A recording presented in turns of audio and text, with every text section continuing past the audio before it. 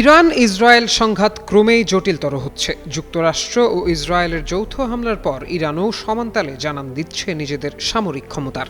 এরই ধারাবাহিকতায় সোমবার স্থানীয় সময় সকালে বাহরাইনের রাজধানী মানামার কাছে একটি সামুদ্রিক এলাকায় ইরানের ছোঁড়া ক্ষেপণাস্ত্রের ধ্বংসাবশেষ একটি জাহাজের ওপর পড়লে একজন বাংলাদেশি নিহত হন ও দুজন আহত হন। এই ঘটনায় সোমবার দিবাগত রাতে পররাষ্ট্রমন্ত্রী ডক্টর খলিলুর রহমানকে টেলিফোন করে বাহরাইনের রাজা হামাদ বিন ইসা আল খলিফার পক্ষ থেকে শোক জানান দেশটির পররাষ্ট্রমন্ত্রী ডক্টর আব্দুল লতিফ বিন রশিদ আল জায়ানি।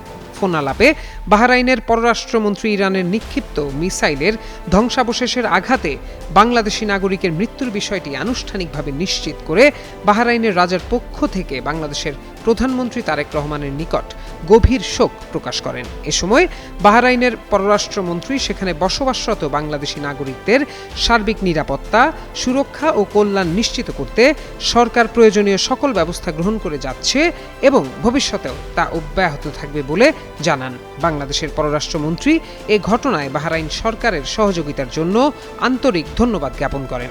উল্লেখ্য, এর আগে সোমবার বিকেলে বাহরাইনের পররাষ্ট্রমন্ত্রী বাংলাদেশের পররাষ্ট্রমন্ত্রীর সাথে টেলিফোনে কথা বলেন।